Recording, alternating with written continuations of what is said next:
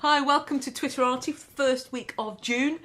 And today's Twitterati has come about because of a link that I clicked on Twitter and read an article. And it was tweet this and not that. And it's an article that's saying what it's appropriate to tweet and what it's not appropriate to tweet. And I like reading these things because the advice is interesting. Yeah.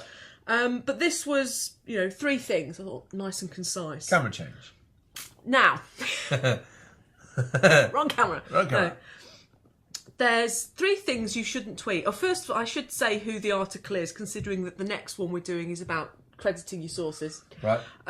It's written on Levo League site, and it's actually re-blogged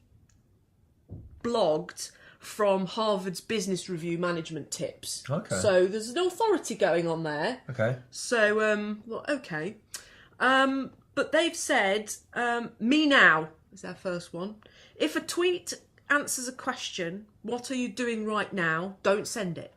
Unless you are a celebrity, people don't care about your every move. Wow. Now, that's quite absolute, and there's a lot of people that I work with who are working within the arts, who don't deem themselves as celebrities, who are afraid to post because they think they're boring. Whereas actually, you post what is interesting. And for some people, when I first started tweeting, the fact that some of the people I'd started following were drinking coffee in Starbucks in St Pancras Station was of huge interest to me, because I thought, oh, cool, if I'm in St Pancras Station, I could go and meet them for a coffee. And you only tweet it if you want someone to meet up with you, so you kind of think it's acceptable to drop in on them. So, I think that's a bit harsh. Also, I will add to that is that you can't just look at Twitter as this insular network. A lot of people who've got used to it have got it then fed into their website, and people will go to read somebody's website and they'll see that picture in the sidebar. So it's not just that you're taking a photo and putting it on Twitter. Yeah. You're taking a photo, you're sharing it to Twitter, but it also might be going somewhere else. Yeah. And so that is when somebody goes to your website, even if you haven't done a latest post update, if they see that you posted this 47 minutes ago, they can get a rough idea of if you're around, what you're doing, so what you're up to, if you're right relaxing, now. if you're on the beach. If you're on the beach, chances are I'm not going to send you a message because you're busy on holiday. People are going to realise that sometimes data and information is presence awareness rather than And it also gives you an idea of who people are. I mean, let's say people have a thing about photographing telephone poles. If they do loads of posts about telephone poles, probably someone you might not necessarily want to meet and talk to in a pub. Unless you're a BT engineer.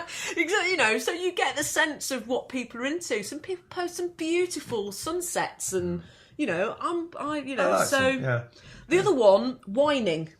Yeah, this is a good one. Don't complain about something unless you are also giving useful advice. Just like a person, people on Twitter don't like to listen to moaning. Now, I can kind of understand the context. Mm. It's 6 a.m. in the morning somewhere. It's like the train's broke down, and it's like 6 o'clock at night somewhere else. And people are like, I don't care. But clever moaning and comical moaning is called satire.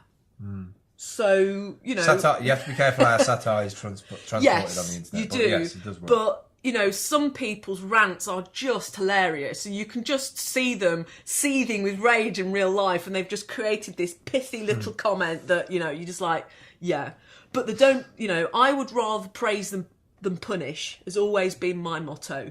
But I like the way that Harvard Business School says, unless you know how to fix it, don't complain about it. It's like, you're the business. You shouldn't have had the problem in the first place. Why did you get into business if you're going to sell me a crap solution? And then we've got presence maintenance. Don't send a tweet for the sake of making your presence known. Instead of typing "Good morning world," wait until you have something insightful or useful to share. Yes, but I also do like to just look in the morning and see that people are around. God almighty. When they go, don't say "Hello, good morning. morning." Share something insightful. I mean... Oh, it's like if someone came up to you in the morning and went, "Did you know that 47% of the world's population are suffering from food deprivation?" You're like, "Can I finish my coffee?" He's like, just like they said before, people in the real world don't like that. Well, equally, people in the real world actually like the pleasantries of good morning. This is the reason why we have lots of one-bedroom flats in this country. People are alone now.